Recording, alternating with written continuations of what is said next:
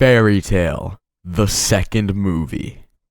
The Fairy Tail community has anticipated a second movie for the longest time when it comes to Fairy Tail. Now, the hype for this movie built up more and more over time as we went on to actually receive an insight into what this movie could possibly be about, with a picture showing drawings for possible character designs within the movie, with the most insane design actually being for Natsu, who looks to have taken on some half-human, half-dragon form within the movie. However, within the upcoming year 2017, we could possibly actually receive this long-awaited movie for Fairy Tail. Now, for starters, a few months back within the Kodansha's weekly shonen magazine, the magazine in which Fairy Tail is actually published, there's an announcement regarding the second anime film for Fairy Tail, that being the fact that this film has officially been greenlit. But that is definitely not all that we have in regards to the long-anticipated second Fairy Tail movie. Now, on Hiromashima's official Twitter a couple days ago, he actually made a post regarding a movie that he has been working on and a possible announcement for the future in regards to said movie. Now, the tweet translates roughly to,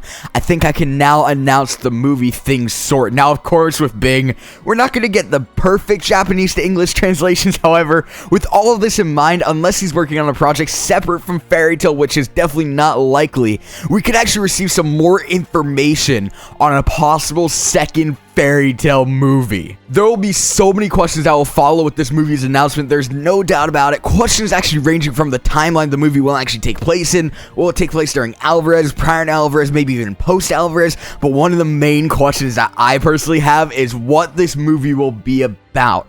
Now, with the sketches we saw in regards to the character designs for the opposing movie, many people, including myself, actually find Natsu's sketch to be the most intriguing of them all. I mean, sure, we do see Lucy in like these dragon celestial spirit kind of robe things. We also see some dragons scattered about the page, but Natsu definitely sticks out like a sore thumb when it comes to these drawings. There's no doubt about that one, with his half dragon and half human forms he seems to have acquired. But the question is, how did he acquire this form to begin with? Well, for starters, I'm actually going to reference the recent chapter of Fairy Tail, chapter 515, as possible evidence towards what this movie could possibly be about, and what we could actually be looking at in regards to this new form that Natsu seemed to have acquired. Now, something that I instantly noticed is if you look at Eileen within chapter 515, when she has her half-human, half-dragon form, prior to actually killing her husband, and you put it side by side with Natsu within these sketches, there's just no doubt about it. They resemble each other so much. Now, what exactly caused Eileen to take the form of a dragon to begin with? Well,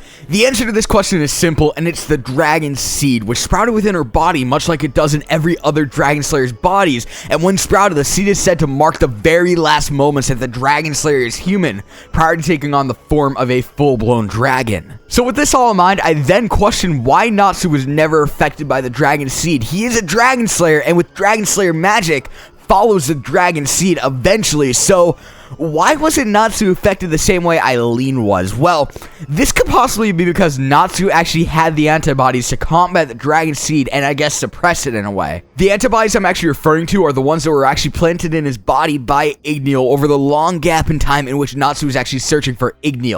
Now, when it came down to the matter, all e.n.d said was that he was working alongside all the other dragons to actually prevent the dragon slayers from turning into dragons themselves by planting dragon antibodies within their bodies. But the question is, what would cause this transformation to take place in the first place? Indeed, that would be the dragon seed. So the difference between Eileen and Natsu in this instance would have been the fact that Natsu had the proper antibodies to suppress and in a way combat the sprouting of the dragon seed. So my theory is that the plot of the movie is centered around what would happen if Natsu lost these antibodies that e.n.d created, which in return, as the picture shows, would cause him to take part in a dragon transformation. Now, as I said earlier, when it comes down to the timeline in which this movie takes place, that's still a real gray area. However, if it's post-Alvarez, we know that by the end of Alvarez, we will most likely see Natsu's full e.n.d form. Now, personally, I'm someone who actually believes that e.n.d could possibly destroy the dragon antibodies that e.n.d actually planted within Natsu's body. So, in the instance that the movie actually takes place post-Alvarez, it would make a ton of sense if Natsu's antibodies to actually prevent him from turning into a dragon in the first place could have been damaged or even destroyed thanks to e.n.d. And within this movie, Natsu will actually take part in a dragon transformation, much like Eileen did. However, with the attire that Lucy is wearing, I do think it's possible that within this movie, Lucy will actually attempt to fight and try to attempt to prevent this transformation from taking place to begin with. Nevertheless, that's going to wrap it up for today's video. Are you guys excited for the second Fairy Tail movie? Personally, I am extremely excited, and I really hope that it's released within 2017. And as well, what do you guys think will happen within this movie? Definitely do not forget to like this video if you enjoyed. Subscribe if you're new. Peace.